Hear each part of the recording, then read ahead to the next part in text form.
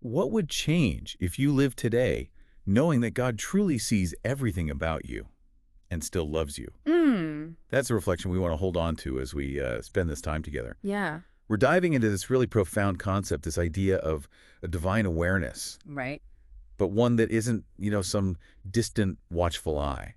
Something much more personal. Compassionate Yeah. even, and always present. Exactly. Always right there with you. It's a deeply comforting thought, isn't it, when you really let it sink in. Yeah. That sense of being truly known, fully seen, and by a presence that loves you no matter what. Unconditionally.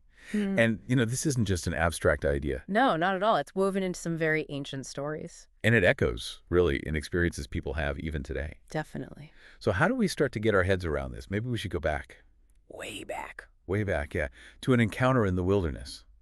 Think about Hagar. Okay. Picture her running. She's feeling rejected. She's afraid. Utterly alone, really, in this harsh, empty place. Yeah, it must have felt like the absolute end of the road for her. And it's right there in that moment when she probably felt the most invisible to the world. That's when she encountered the Lord. And it wasn't just a quick glance, was it? No, it was a real meeting, personal, right in the middle of her distress. And what she calls God after that, it's just incredibly powerful, isn't it? It really is. She names him, "You are the God who sees me, Elroy." God who sees me. Just think about that. Born right out of her deepest vulnerability. Exactly. And her own reflection on it is just as profound. She says, "I've now seen the one who sees me." Wow. So it's a two-way thing almost. It marks a huge turning point for her, realizing that even when everyone else might have overlooked her, she was known, seen. So, okay, this ancient story, it really lays a foundation for us. It does. That even when you feel utterly overlooked, completely unseen, Yeah. you are known. You are seen. Yeah. But what does that seeing really mean? It's got to be more than just like observation. Oh, much more. The idea isn't passive noticing. It's a deep personal knowing. Okay, unpack that a bit. Yeah. The difference. Well, think about noticing someone, say, in a crowd versus truly knowing them. Right. Knowing their history, their heart, what makes them tick. That's the kind of awareness we're talking about here. So it's not distant surveillance. It's active, personal connection. Yes, exactly. It's described as active, personal, filled with compassion, and always timely. Timely. Meaning, he sees you right where you are, right when you're there. Not after the fact, not just remembering, but present. Okay.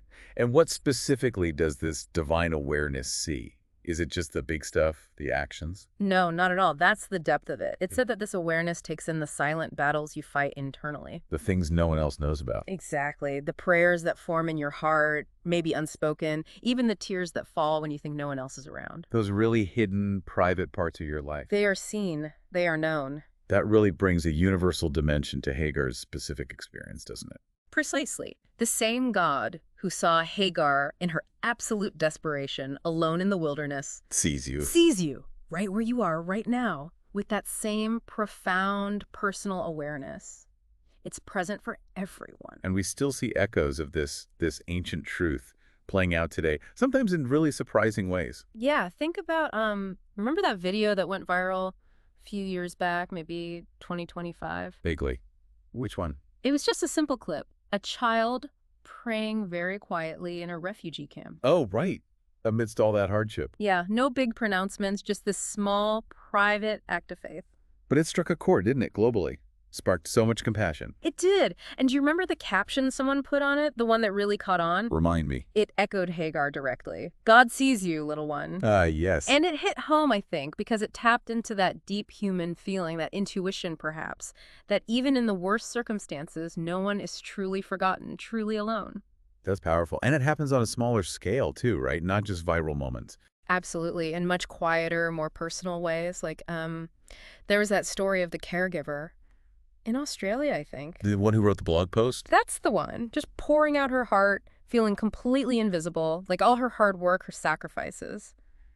Just unseen. That feeling of being forgotten. Yeah. When you're giving so much. Yeah. It's a deep loneliness. It really is. And she wrote about that so honestly. And then what happened? Then, completely out of the blue, a stranger showed up at her door. A stranger. Yeah, not someone she knew, just someone who felt moved somehow to bring her a meal and offered to pray with her. Wow. Just like that. Just like that. A small act, really, in the grand scheme of things. But for her, it just shattered that isolation. And her reflection on it It afterwards. captured it perfectly, didn't it? She wrote something like, "It reminded me that I was never truly alone." Yeah.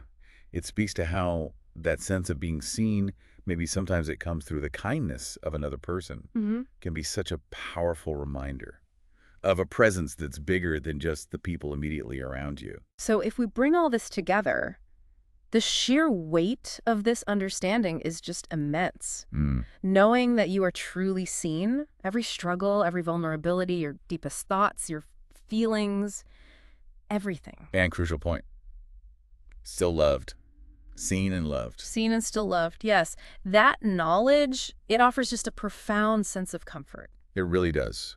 It gives you solace when you're hurting, doesn't it? Reassurance, maybe, when you doubt your own worth. Validation, too, for your inner world, the things only you know. And that powerful sense of presence, that feeling that you're never actually navigating things by yourself. This whole idea, it directly counters those really painful feelings, doesn't it? Rejection, fear, loneliness. Feeling forgotten, yeah. Yeah. If you truly grasp that you are seen and loved, those feelings start to lose their grip. They can't hold the same power over you.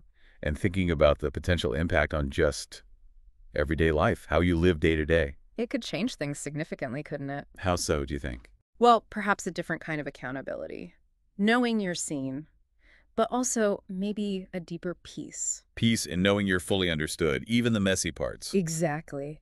And maybe a greater capacity for trust in that ever-present loving awareness. It really invites us to live differently, doesn't it? It does. And that kind of brings us full circle back to the question we started with. Yeah. Something to perhaps just sit with, to reflect on personally. What would change? What would change if you lived today knowing that God truly sees everything about you and still loves you?